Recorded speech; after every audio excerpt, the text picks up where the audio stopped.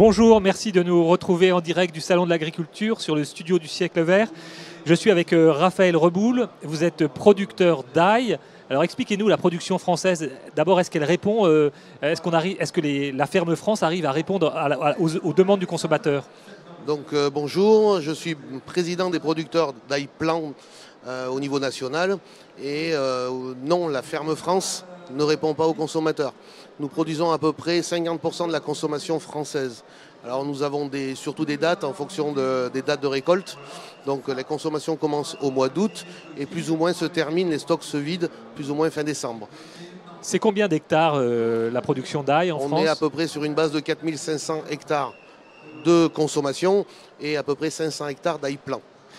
La grande zone de production, elle se trouve où? Sous la Loire. Sous la Loire. Avec une petite niche vers Arleux, fumée d'Arleux. Et il faut savoir aussi que l'ail, c'est 5 signes de qualité. C'est-à-dire 3 IGP, une AOC et un label rouge. C'est l'un des produits les plus primés, les plus reconnus. Alors on parle de montée en gamme, de montée en valeur pour l'agriculture française. Est-ce que par exemple la grande distribution, est-ce qu'elle est ouverte justement à cette qualité? Alors l'ail français est vraiment mis en avant dans la grande distribution de plus en plus. On a eu un travail en amont où on a dit à la grande surface, prenez nos produits, c'est des produits de qualité, on fait des analyses de résidus, des analyses toxicologiques et on est sûr d'avoir un produit sain et propre. Vous avez des produits à côté de chez vous, vous avez des variétés différentes, vous avez des goûts différents par rapport aux variétés, restez avec nous et ils jouent le jeu. Et on s'aperçoit cette année que même avec des importations d'ail espagnol, avec des coûts moins hauts, avec des charges de production plus basses, donc avec un prix payé plus bas, l'ail français est passé parce que les consommateurs français reconnaissent ce produit France, qui est un produit très très analysé et on est sûr d'envoyer de la très bonne marchandise. Quel est le défi pour les producteurs d'ail? Est-ce que vous pourriez encore mieux vous développer? Alors nous, notre défi, c'est d'arriver à faire toute l'année avoir de la production. Donc on a un système, c'est les passages au frigo. Nous avons un ail qu'on ramasse mûr et qu'on peut bloquer à des températures froides autour de moins 2,5, moins 3 degrés. Et on bloque la germination. La germination, c'est un phénomène physique où l'ail va partir en germe et ça va donner du goût. Et nous, avant que la germination commence, on va le bloquer par un frigo. Et là, on pourrait aller d'année en année avec en juin l'ail frais, août, hop, et on revient en juin avec de l'ail qui sortirait de frigo. Ce qui signifie qu'on pourrait trouver de l'ail français toute l'année dans les rayons? C'est le but, c'est-à-dire alimenter la France en ail français, parce que par rapport à nos coûts de production, on sait qu'on peut très peu exporter, sauf sur des produits très spécifiques, mais amener de l'ail français tout le long de l'année. Qu'est-ce que ça implique en termes d'investissement?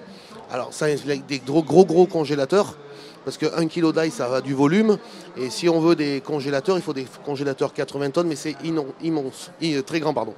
Mais par contre, on n'a pas besoin d'aller trop dans le froid.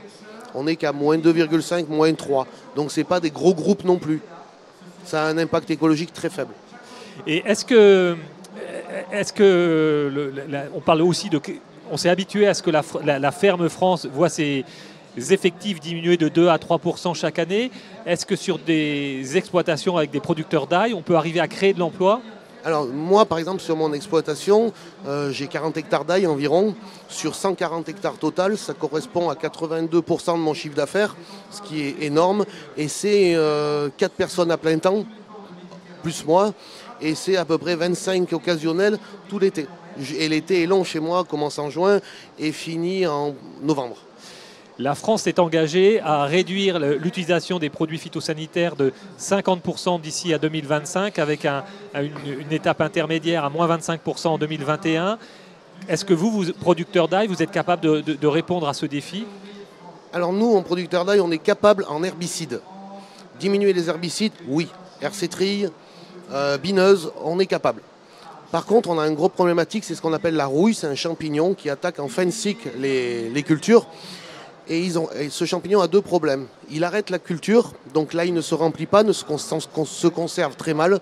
Donc pour un objectif de conservation annuelle, c'est très compliqué. Et la deuxième chose, c'est qu'il y a ce fameux phénomène de mycotoxine. Donc on charge l'ail en mycotoxine. Donc on a besoin de protéger nos cultures sur la fin de cycle et l'amener jusqu'à maturation complète pour avoir un produit mûr qui va se conserver, qui va être bon.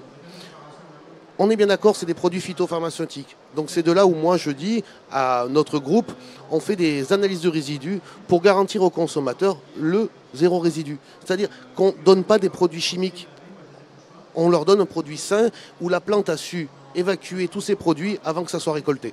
Vous êtes capable de proposer sur le marché des produits zéro résidu de pesticides avec l'ail?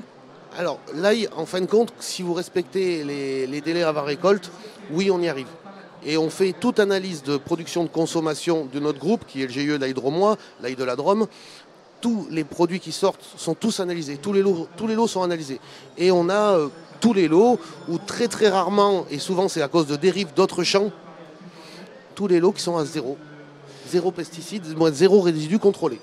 L'un des grands défis du XXIe siècle, c'est bien sûr celui du climat. Vous êtes dans une région assez aride. Est-ce que la question de l'accès à l'eau se pose? Alors l'accès à l'eau se pose, nous avons des réseaux d'irrigation et nous mettons en ordre des réseaux de substitution, des conditions de substitution avec des barrages collinaires et des remontées d'eau, ce qui serait pareil, de remonter de l'eau du Rhône pour arriver à faire vraiment des ressources de substitution. Oui, l'autre problématique, c'est que de plus en plus il fait chaud. Et c'est vrai qu'on a notre ail avec de l'humidité et de la chaleur et on revient sur nos phénomènes rouille. On a beaucoup plus de problèmes de maladies que quelques années en avant. Merci Raphaël Reboul. Merci.